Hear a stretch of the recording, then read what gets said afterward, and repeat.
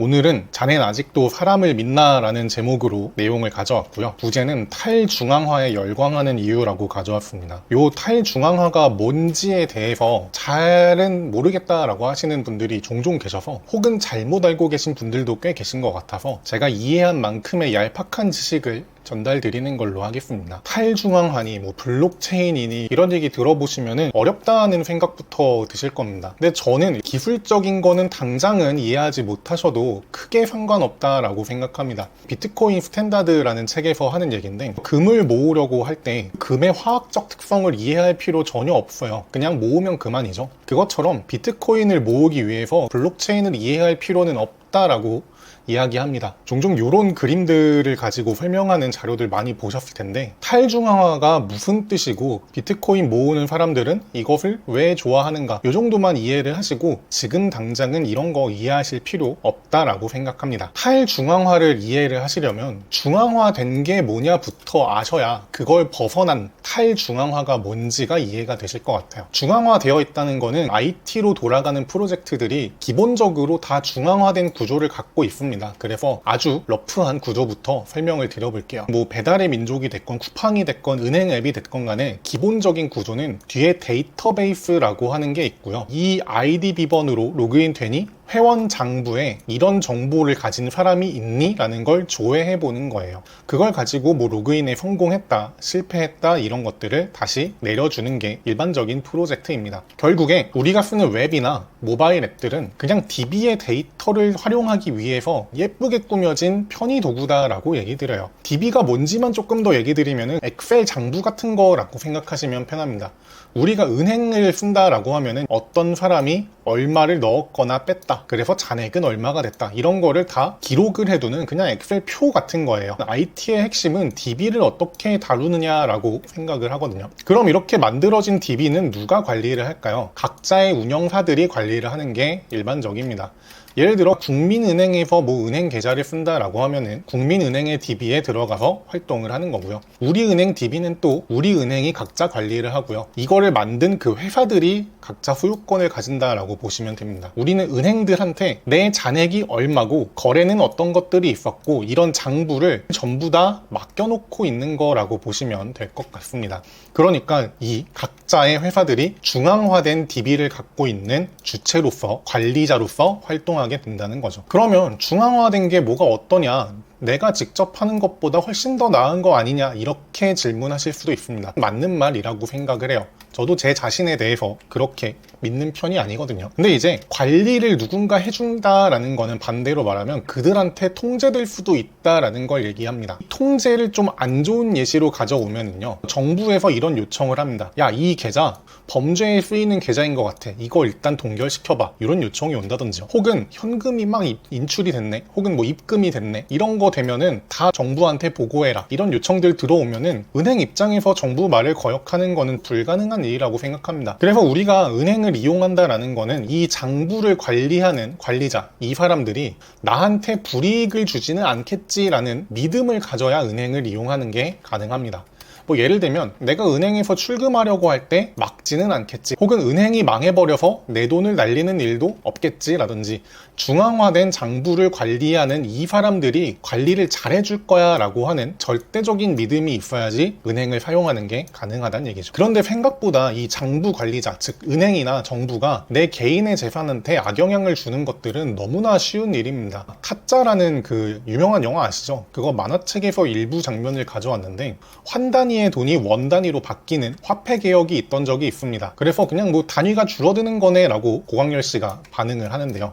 여기에서 결정적인 대사가 나오죠. 1인당 500원만 바꿔준다, 내가 가진 돈이 아무리 많아도 5천 환만 바꿔주겠다 라는 식으로 정부에서 틀어 막아버리죠. 이런 식으로 내 개인 재산을 침해하는 게 생각보다 너무 쉬워요. 당장 우리가 살고 있는 세계에서만 해도 끊임없이 통합 팽창을 통해서 인플레이션을 발생시켜서 내가 가진 돈의 가치를 떨어뜨린다든지요. 방금 예시 예시에서 본 것처럼 화폐 개혁을 통해서 강제로 은행에 가진 돈을 다 넣을 수밖에 없게 만든다든지요. 이 계좌 위험한 것 같아, 계좌 그냥 닫아버려라, 뭐 여러 가지 방법이 너무 많습니다. 이런 걸 할 수 있는데도 불구하고 은행이 나한테 하지는 않을 거야 라는 거를 믿어야 되는 거고요. 저는 그거를 권한 가진 사람들이 선의를 베풀 거야 라는 거를 믿어야 되는 시스템이다, 이런 식으로 생각을 합니다. 탈중앙화는 그래서 관리자가 아예 없는 시스템입니다. 중앙 관리자가 없다라는 거는 반대로 말하면 내 계좌를 틀어막을 사람도 없다라는 거고요. 비트코인이라는 것 자체가 너네 못 믿겠다라는 데서 출발한 시스템입니다. 여러분들 그 서브프라임 모기지 사태 이런 거 들어보셨죠? 2008년, 2009년 이때 리만 브라더스라고 하는 투자은행이 망하고서 미국 정부에서 돈을 미친 듯이 뿌려갖고 경제를 다시 살려놓은 적이 있습니다. 그 과정에서 화폐 가치가 엄청나게 하락되기 시작하더라. 나는 이제 너희 은행 시스템을 믿을 수가 없다, 신뢰를 잃었다라고 하면서 만들어진 게 비트코인의 개발 동기로 알려져 있습니다. 오일남 할아버지가 말한 요것과 마찬가지입니다. 아직도 사람을 믿는가? 나는 더 이상 믿지 못하겠다, 이런 얘기죠. 그래서 뭐 여러 가지 기술의 힘으로 그 누구가 되었던 간에 자기 마음대로 거래 내역을 바꾸는 것도 안 되고요. 여러 가지 거래 규칙을 바꾸는 것도 내 맘대로 바꿀 순 없습니다. 독점적인 권한을 갖지 못하는 장부를 만들어낸 게 블록체인입니다. 어떻게 보면은 데이터베이스의 다른 형태 정도로 보시면 돼요. 사람을 믿지 못하기 때문에 시스템을 믿는다라는 식으로 가는 게 탈중앙화의 의미가 되겠습니다. 받는 질문들이 몇 가지 있어요. 업비트 같은 거래소는 블록체인이 아니라 그냥 DB를 쓰는데 이게 무슨 탈중앙화냐, 이런 질문들을 하시는데, 거래소는 실제로요 여러 가지 데이터들이 다 중앙화되어 있는 게 맞습니다. 근데 제가 다른 영상에서도 말씀드린 것처럼 거래소에서 사고 파는 거는 비트코인을 사고 파는 게 아닙니다. 제가 치킨 교환권 그림으로 설명드린 적이 있는데, 거래소 안에서 비트 교환권을 비트코인으로 바꿀 수 있는 권리를 사고 파는 거예요. 그러니까 치킨을 사고 파는 게 아니라 쿠폰을 사고 파는 거다라는 거죠. 제가 생각하기에는 비트코인에서 말하는 탈중앙화는 거래소랑은 아예 다른 개념으로 이해하고 있습니다. 별도의 시스템이라고 보시면 될 것 같습니다. 두 번째로 질문하는 게 마이크로 스트래터지 같은 일부 기업이나 기관들이나 뭐 국가에서 몇십만 개, 몇백만 개 이렇게 들고 가면은 이게 탈중앙화가 가능한가요? 라고 얘기하시는 분들이 있습니다.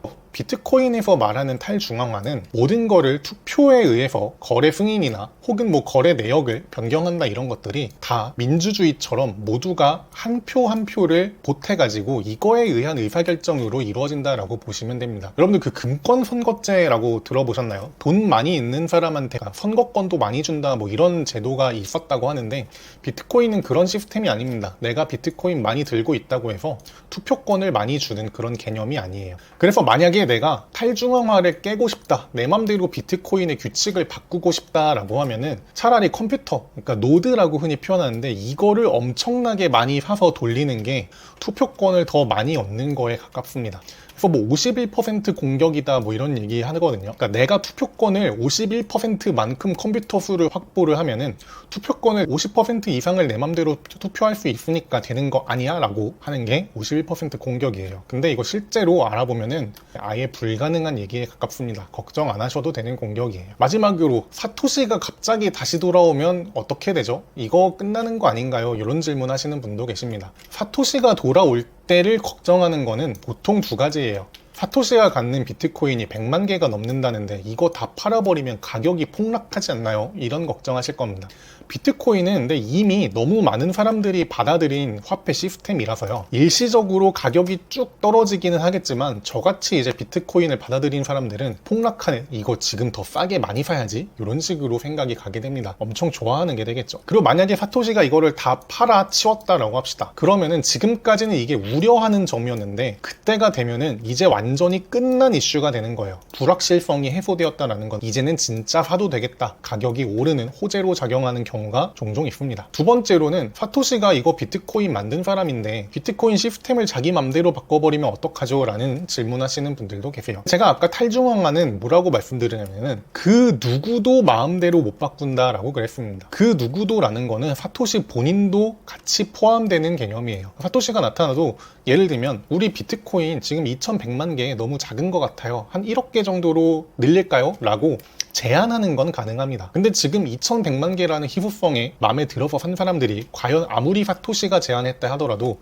1억 개로 늘리자는 거를 동의할까요? 저는 아니라고 봅니다. 비트코인을 규칙을 바꿔버린다라는 게 탈중앙화라는 개념을 이해를 하시면은 전혀 걱정되는 질문이 아니라는 걸 말씀드릴 수 있습니다. 혹은 사토시가 투표에서 져요. 그래서 나 또 다른 비트코인, 더 기능이 좋은 비트코인을 만들었어요. 다들 일로 오시죠 라고 한다고 해도 사람들이 과연 이쪽으로 넘어갈까요? 비트코인 캐시라든지 비트코인을 복사해서 조금 다른 형태의 비트코인을 만들어 보자 라는 시도들이 있었습니다. 나름대로는 기술적인 강점을 덧붙이는 식으로 다 제안을 했었거든요. 근데 지금 그렇게 나온 비트코인 파생 코인 중에 단 하나도 비트코인에 근접하는 코인이 없습니다. 그래서 저는 이런 것도 절대 사람들이 따라가지 않는다라는 믿음을 갖고 있습니다. 그리고 마지막으로 제가 드리고 싶은 말씀은 저는 이 할피니라고 하는 사람이 사토시 나카모토라고 믿고 싶어하고 실제로도 믿는 편입니다. 만약에 이분이 사토시가 맞다라고 하면은 사토시는 돌아오지 못합니다. 2014년에 루게릭병으로 사망하시고 지금 냉동인간 상태로 되어 있는 분입니다. 거의 정설처럼 여겨지고 있어요. 이분에 대한 얘기도 제가 나중에 한번 다룰 수 있으면 다뤄보도록 하겠습니다. 지옥으로 가는 길은 선의로 포장되어 있다라는 말이 있습니다. 이게 뭐 진짜 누가 한 말인지는 저는 잘 모르겠지만 마음에 들어하는 말이에요. 왜 마음에 들어하냐면 인간의 선의에 기대야 하는 시스템은 절대 오래 가지 못한다라고 생각을 합니다. 사람이 자기 통제 능력에 한계가 있다라고 믿고요. 그 사람이 통제 능력이 엄청나다라고 해도요.